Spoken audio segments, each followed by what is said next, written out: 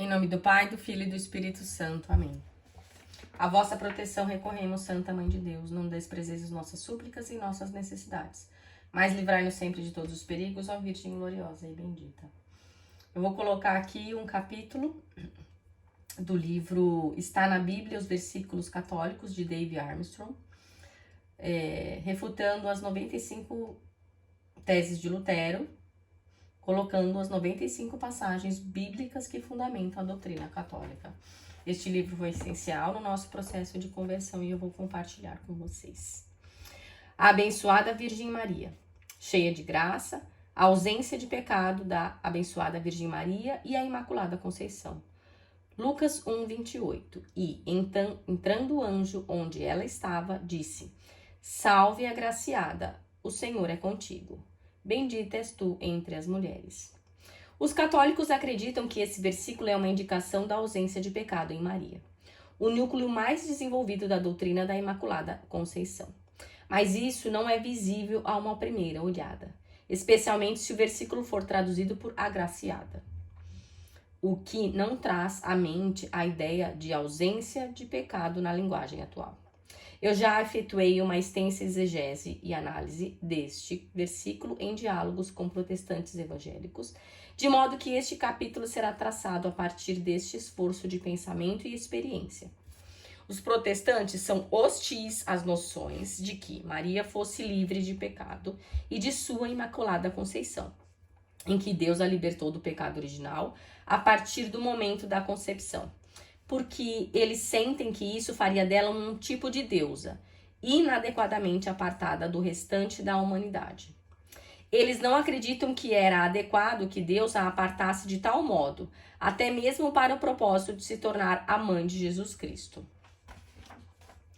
O grande estudioso da língua grega, o batista A.T. Robertson, exibe uma perspectiva protestante, mas é objetivo e justo ao comentar esse versículo como se segue. Agraciada, que caritomene, participio perfeito passivo de carito, e significa dotado de graça, caris, enriquecido com graça, tal como em Efésios 1:6. A vulgate gratiae plena, está certa se quer dizer cheia de graça que vós recebestes, mas errada se quer dizer cheia da graça que tendes para conceder. Plummer, Robertson 2:13. A palavra que caritomene relaciona-se com a graça de Deus, pois é derivada do radical grego charis, literalmente graça. Portanto, charis é traduzida como graça em 129 das 150 vezes que a palavra aparece. O estudioso de grego Marvin Vincent observa que até mesmo Wycliffe e Tyndale, que não eram exatamente apoiadores entusiastas da Igreja Católica, registrado que caritomene em Lucas 1:28 como cheia de graça e que o sentido literal era dotada de graça. De modo semelhante, o notável linguista protestante W.A. Wine define a palavra como dotada do divino favor ou graça. Vine 2:171. Todos esses homens são protestantes, exceto Wycliffe, que provavelmente teria sido, caso tivesse vivido no século XVI ou depois. E desse modo, não podem ser acusados de viés na tradução. Até mesmo um severo crítico do catolicismo, como James White, não pode evitar o fato de que caritomene, pouco importando a tradução, não se divorcia da noção da graça e afirmou que o termo referia-se ao favor divino, isto é, a graça de Deus. White, 201. É claro que os católicos concordam que Maria recebeu a graça. Essa ideia é presumida na doutrina da Imaculada Conceição. Foi uma graça de Deus que não poderia de forma alguma relacionar-se ao mérito pessoal de Maria, de vez que foi concedida por Deus no momento de sua concepção, para preservá-la do pecado original, como seria adequado àquela que carregaria no próprio corpo o Deus encarnado. O argumento católico é articulado sobre o significado de que caritomene. Para Maria, essa palavra significa um estado que lhe foi concedido, no qual ela desfruta de uma extraordinária plenitude de graça. A palavra caris frequentemente se refere a um poder ou habilidade concedida por Deus com o propósito de superar o pecado. E é assim que interpretamos Lucas 1:28. Esse sentido é bíblico, como assinala o estudioso do grego Gerhard Kittel. A graça é a base da justificação, que também nela se manifesta. Romanos 5, 20 e 21. Portanto, a graça é, em certo sentido, um estado, embora sempre sejamos chamados a ela. Gálatas 1:6. E seja sempre um dom que ninguém pode reivindicar. A graça é suficiente. 1 Coríntios 1:29. O trabalho da graça em superar o pecado demonstra o seu poder. Romanos 5, 20 e 21. Kittel, 1304-1305. O linguista protestante W.E. Vine concorda que caris pode significar um estado de graça, por exemplo, Romanos 5:2, 1 Pedro 5:12, 2 Pedro 3:18. Pode-se construir um forte argumento bíblico a partir da analogia da ausência do pecado em Maria. Para São Paulo, a graça, caris, é a antítese e a conquistadora do pecado. Itálicos adicionados por mim, aqui na parte antítese. Em Romanos 6,14, diz o seguinte: porque o pecado não terá domínio sobre vós, pois não estáis debaixo da lei, mas debaixo da graça. Conferir Romanos 5:17, 20 e 21 e 2 Coríntios 1:12 e 2 Timóteo 1:9. Somos salvos pela graça e somente pela graça. Efésios 2:8 a 10 segue. Porque pela graça sois salvos, por meio da fé. E isto não vem de vós, é dom de Deus. Não vem das obras, para que ninguém se glorie. Porque somos feitura sua, criados em Cristo Jesus, para as boas obras, as quais Deus preparou para que andássemos nelas. Conferir Atos 15:11, Romanos 3:24 e 11:5, Efésios 2, versículo 5, Tito 2, versículo 11, 3, versículo 7 e 1 Pedro 1:10. Assim, o argumento bíblico delineado acima prossegue da seguinte forma: 1. A graça nos salva. E 2. A graça nos dá o poder de ser santos e justos e sem pecado. Portanto, o fato de que uma pessoa esteja cheia de graça significa tanto que ela está salva quanto que está completamente, excepcionalmente santa. É um jogo de soma zero. Quanto maior a graça, menor o pecado.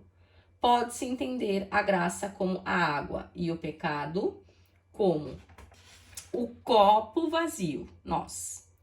Quando se despeja a água, a graça, o pecado, o ar, é expulso. Um copo cheio de água, portanto, não contém ar. Veja também outros conceitos que se manifestam sob a forma de jogos de soma zero em 1 João 1, 7, 9 e 3, 6, 9 e 5, 18. Estar cheio de graça significa estar vazio de pecado. Assim, devemos reformular as duas proposições acima. 1. Estar cheio de graça que salva é certeza de estar salvo. 2. Estar cheio da graça que nos dá o poder de ser santos, justos e sem pecado é estar sem pecado por essa mesma graça. Uma argumentação dedutiva a partir da Bíblia em favor da Imaculada Conceição, cujas premissas derivem diretamente das Escrituras, assemelhar-se-ia ao seguinte: 1. A Bíblia nos ensina que somos salvos pela graça de Deus. 2. Estar cheio da graça de Deus significa, portanto, estar salvo. 3. Portanto, Maria está salva. Lucas 1, 28. 4. A Bíblia ensina que nós necessitamos da graça de Deus para viver uma vida santa, livre de pecado. 5. Estar cheio da graça de Deus significa, portanto, estar tão santo, livre de pecado. 6. Por conseguinte, Maria é santa e sem pecado. 7. A essência da Imaculada Conceição é a ausência de pecado. 8. Portanto, a Imaculada Conceição, em sua essência, pode ser deduzida diretamente das Escrituras. O único meio de fugir logicamente a esse argumento seria negar uma das duas premissas, sustentando que ou a graça não salva ou a graça não é um poder que capacita a nos tornarmos santos e sem pecado. É muito provável que qualquer protestante evangélico assuma essa posição, pois o argumento é muito forte, uma vez que deriva de suas próprias premissas. Nesse sentido, a essência da Imaculada Conceição, isto é, a ausência de pecado em Maria, é provada a partir dos princípios e doutrinas bíblicas aceitas por todo protestante ortodoxo. Certamente, todas as principais correntes cristãs concordam que a graça é uma condição tanto para a salvação quanto para a superação do pecado. Então, em certo sentido, meu argumento é de primeiro grau, deduzido, quase que por bom senso, eu diria, a partir de noções que todos os cristãos sustentam em comum. Uma possível ninharia poderia ser o momento em que Deus aplicou a Maria sua graça. Nós sabemos, desde Lucas 1,28, que ela a recebera na condição de jovem mulher, na Anunciação. Os católicos acreditam que Deus concedeu-lhe a graça no momento da concepção, para que ela evitasse o pecado original que, de outro modo, sendo humana, teria inevitavelmente herdado. Portanto, pela graça preventiva de Deus, ela foi salva de cair no poço do pecado, em vez de resgatada após cair nele. Todas essas conclusões resultam diretamente de Lucas 1,28 e da primariamente paulina exegese de Cáris, em outros lugares do Novo Testamento. Seria estranho se os protestantes menosprezassem a graça, quando são conhecidos por sua ênfase constante como única fonte de salvação. Nós, católicos, concordamos plenamente com isso. Apenas negamos a doutrina da fé somente, por ser contrária ao claro ensinamento de São Tiago e São Paulo. Os protestantes objetam que essas crenças católicas são especulativas, isto é, que vão muito mais longe do que o permitido pela evidência bíblica. No entanto, uma vez que se mergulha profundamente o bastante nas palavras das Escrituras, elas mostram que não são de modo algum especulativas. Em vez disso, parece que a teologia protestante trombeteou seletivamente o poder da graça quando aplicado a todos os demais crentes cristãos, mas o subestimou quando aplicado à abençoada Virgem Maria.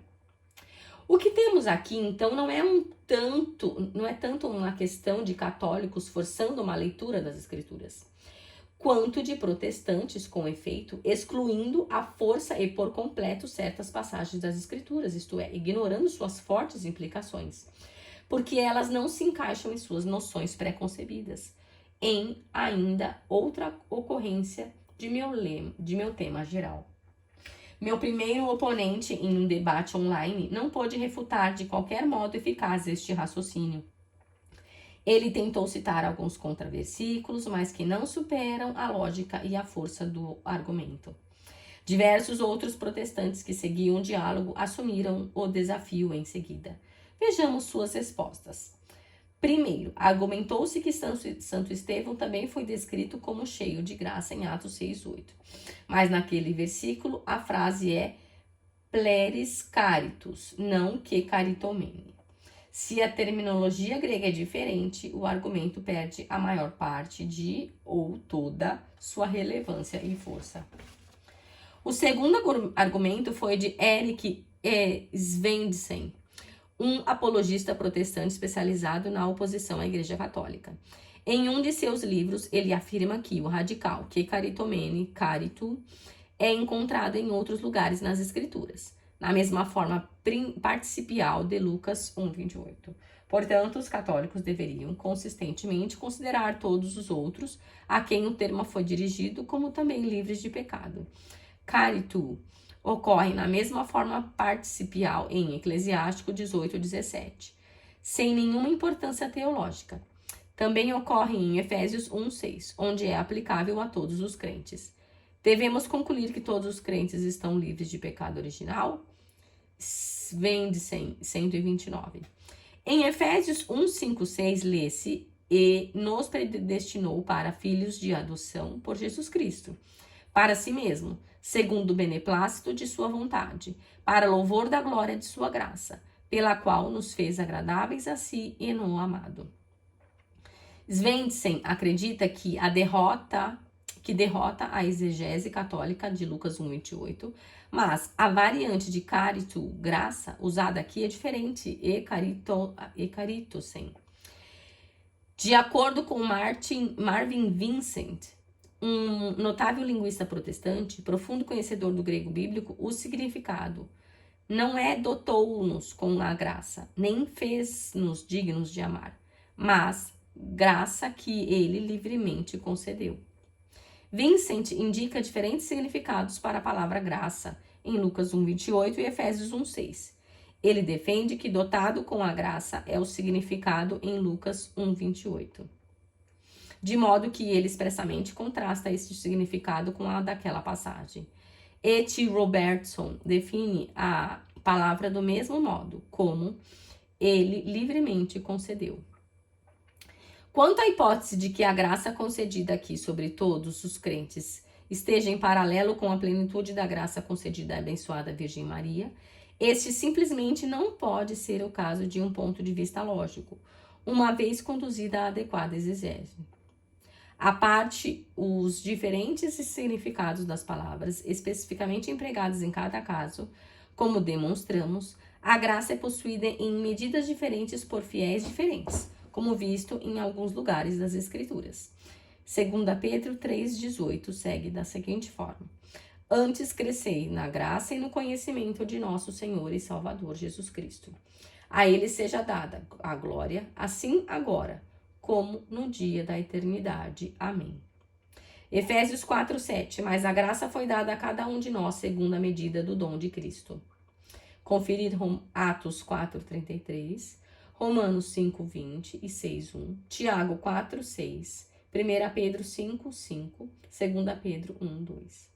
A graça livremente concedida em Efésios 1:6, então não tem possibilidade de considerar-se equivalente à plenitude da graça aplicada a Maria em Lucas 1:28, porque refere-se a um imenso grupo de pessoas com diferentes dons e vários níveis de graça concedida, como demonstram os versículos que acabamos de citar. O argumento de Svendsen é tão falacioso quanto a seguinte analogia. Imagine que um grupo de jogadores cristãos de beisebol, contando igualmente com alguns dos melhores e alguns dos menos talentosos, rezasse a Deus antes de uma partida. E nos predestinou para ser os jogadores de beisebol por Jesus Cristo, para si mesmo, segundo o beneplácito de sua vontade, para louvor deste dom glorioso da habilidade e do talento atléticos pelos quais nos fez agradáveis, a si no amado. Obviamente, Deus concedeu os talentos e habilidades a cada jogador de beisebol, no sentido de que ele é o criador e a fonte de todas as boas coisas. Mas serão esses talentos concedidos em igual medida? É claro que não. Veja especialmente Efésios 4:7. Analogamente, a graça é concedida aos crentes em diferentes medidas. Portanto, entra em colapso o argumento de Svendsen, segundo o qual Efésios 1:6 está diretamente em paralelo com Lucas 1:28. A massa de fiéis cristãos, como um todo, não possui o mesmo grau de graça ou de santidade, e todo mundo sabe isso, a partir tanto da experiência quanto da revelação. Contudo, Maria, como indivíduo, foi abordada de um modo extraordinário por um título que, biblicamente, significa que aquele a quem se dirige naqueles termos é particularmente exemplificado pelas características do título. Maria estava cheia de graça, que caritomene. Aqui assume a significância de um substantivo. Não terá sucesso nenhuma tentativa de rebaixar ou minimizar esse significado. O sentido está simplesmente claro demais. Svendsen assinala que Lucas 1:28 usa o termo perfeito, enquanto Efésios 1:6 não o faz, e que os católicos podem usar esse argumento para amparar sua opinião, uma vez que ela indica ainda uma diferença entre as duas passagens. Mas ele descreve: Isto não ajuda a sua causa, uma vez que o tempo perfeito fala somente do estado atual do sujeito sem referência a quanto tempo o sujeito esteve ou permanecerá naquele estado. Assim, ele tenta demonstrar, através de referências cruzadas e da gramática do grego, que Lucas 1:28 não é nem exclusivo nem um apoio à ideia da ausência de pecado em Maria, ou da Imaculada Conceição. Entretanto, o ramo perfeito de um verbo grego, de acordo com Friedrich Blas e Albert de Brunner, indica a continuidade de uma ação completada. Greek Grammar of the New Testament, Chicago University of Chicago Press, 1961. Maria, portanto, continua em seguida, sendo cheia da graça que possuíra ao tempo da anunciação. Isso, é claro, não pode ser dito de todos os crentes em Efésios 1:6, devido aos diferentes níveis de graça, como demonstramos anteriormente. Quanto à referência cruzada com Eclesiástico 18:17, e que a palavra está na mesma forma que caritomene, aquele versículo também se aplica genericamente. Não vês que a palavra vale mais do que o dom excelente? Mas uma e outra coisa encontram-se no homem justo. Além do mais, este é um exemplo de literatura proverbial ou de sabedoria. De acordo com os princípios hermenêuticos padrões, este não é um tipo de literatura bíblica sobre a qual se devem construir doutrinas ou uma teologia sistemática, ou até mesmo sentidos precisos de palavras. A razão é que uma expressão proverbial admite muitas acepções. Por exemplo, a declaração pessoas felizes sorriem pode ser verdadeira na maior parte do tempo, mas não é sempre verdadeira. A linguagem proverbial é, portanto, imprecisa demais para que seja usada na determinação de proposições teológicas exatas. O sentido depende do contexto, como qualquer léxico rapidamente provará. Mesmo a parte do importante fator representado pelo estilo de texto proverbial encontrado no Eclesiástico, os linguistas atribuem diferentes significados a que caritomene, nos 2 versículos.